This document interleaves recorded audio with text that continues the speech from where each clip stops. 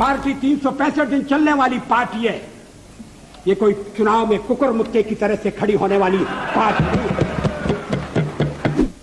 लेकिन हम फिर भी सदन में सबसे बड़े विरोधी दल के रूप में बैठेंगे और आपको हमारा सहयोग लेकर सदन चलाना पड़ेगा। इस बात को मत भूलिए। मैं अपना त्यागपत्र राष्ट्रपति महोदय को देने जा रहा हूं। काऊ बेल्ट है, काऊ बेल्ट का समर्थन है। जो काऊ बेल्ट जिससे कहा जाता है उसको इस तरह से सदन में उल्लेखित करना। किस क्षेत्र की आप बात कर रहे हैं? हरियाणा में हम हरियाणा में जीते, हमने कर्नाटक में समर्थन प्राप्त किया है। और ये ठीक है कि केरल में और तमिलनाडु में हम उतने शक्तिशाली नहीं हैं, मगर हमारा संगठन है। पश्चिम बंगाल में भी हमें 10% से थोड़ा कम वोट मिला हुआ है। अगर आप वोट की बात करते हैं तो फिर 10% वोट की बात करिए। इस सदन में एक व्यक्ति की पार्टियां, एक व्यक्ति की पार्टी, और वो हमारे खिलाफ जमघट करके और हमें हटाने का प्रयास कर रहे हैं। उन्हें प्रयास करने का पूरा अधिकार है, मगर है वो एक व्यक्ति की पार्टी। एकला चलो रे, और चलो एकला अपने चुनाव क्षेत्र से और दिल्ली में आकर हो जाओ इकट्ठे रे। किस लिए इकट्ठे हो जाओ? देश के भले के लिए। स्वागत है।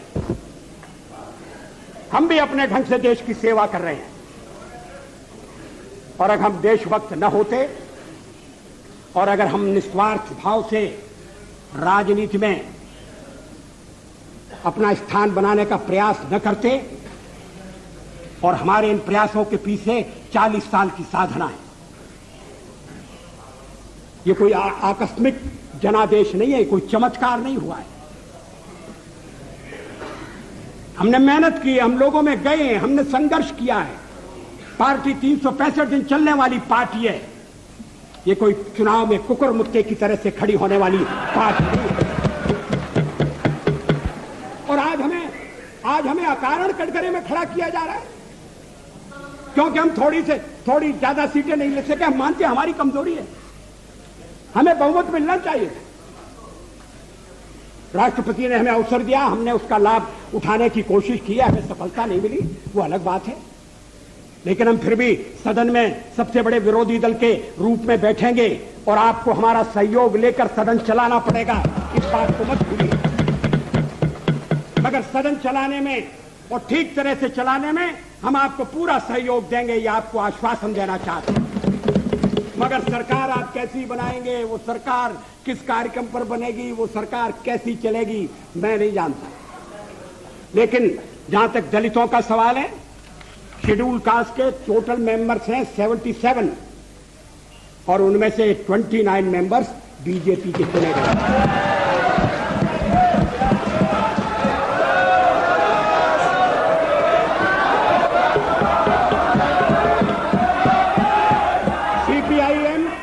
सीपीआईएम के 5 मेंबर हैं, सीपीआई 1 मेंबर है, कांग्रेस 15 मेंबर है, जनता दल 7 मेंबर है, और सबसे ज्यादा हमारे मेंबर हैं।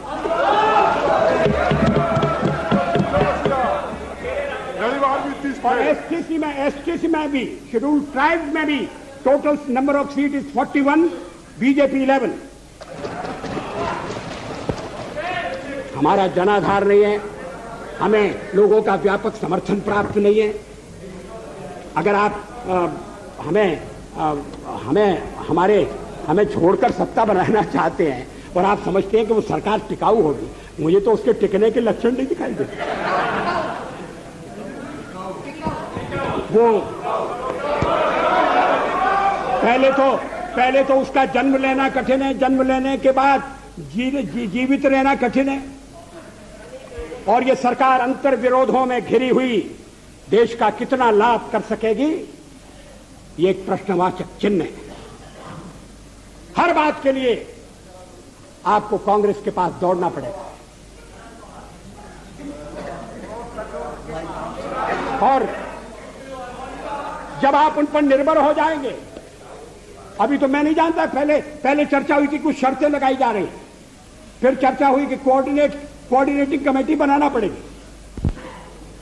फ्लोर पर भी हम लोग कोऑर्डिनेशन करते हैं, उसके बिना तो सदन नहीं चलता। आप सारा देश चलाना चाहते हैं, बड़ी अच्छी बात है, हमारी शुभकामनाएं आपके साथ हैं। हम अपने देश की सेवा के कार्य में जुटे रहेंगे। हम संख्या बल के सामने सर झुकाते हैं और आपको विश्वास दिलाते हैं कि जो कार्य हमने अपने हाथ में लिया है वो जब तक राष्ट्रीय उद्देश्य पूरा नहीं कर लेंगे तब तक विश्राम से नहीं बैठेंगे, तब तक आराम से नहीं बैठेंगे। अध्यक्ष महोदय, मैं अपना त्यागपत्र राष्ट्रपति महोदय को देने जा रहा हूं।